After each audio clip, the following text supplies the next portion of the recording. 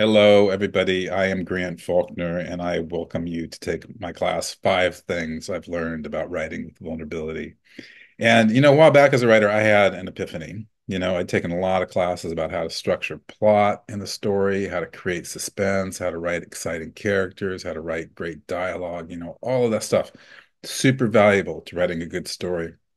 But there's one thing that I think is crucial to great art and good storytelling, and that is the ability to be vulnerable. The best writing happens when the writer is vulnerable on the page. And that's because we read to connect. We read to connect with another person's humanity. We read to connect with their truth. Vulnerability creates an intimacy with the author. And this is just like what life is, right? Like you want your friends to be vulnerable with you. You want to connect with them on that level that they're telling you their truth and you can tell them your truth.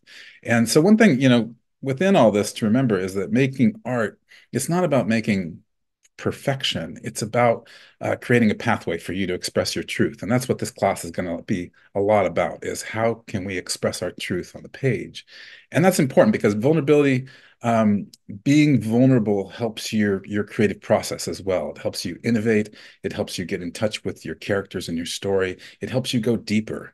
But I'll just say that being vulnerable on the page, it's easier said than done, hence a class like this.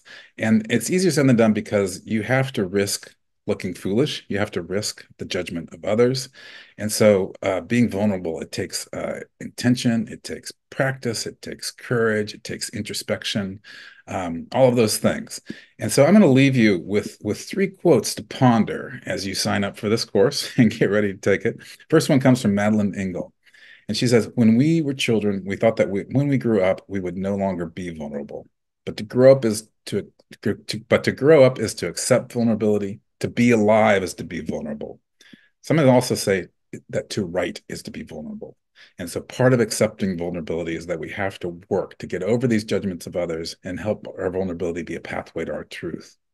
So Neil Gaiman said, the moment that you feel that just possibly you're walking down the street naked, that's the moment you may be starting to get it right, you know?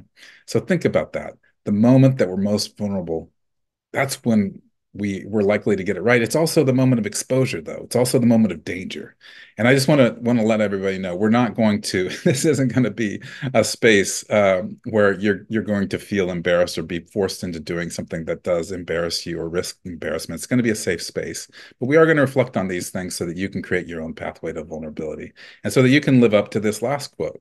Amy Poehler said, "It's very hard to have ideas. It's very hard to put yourself out there.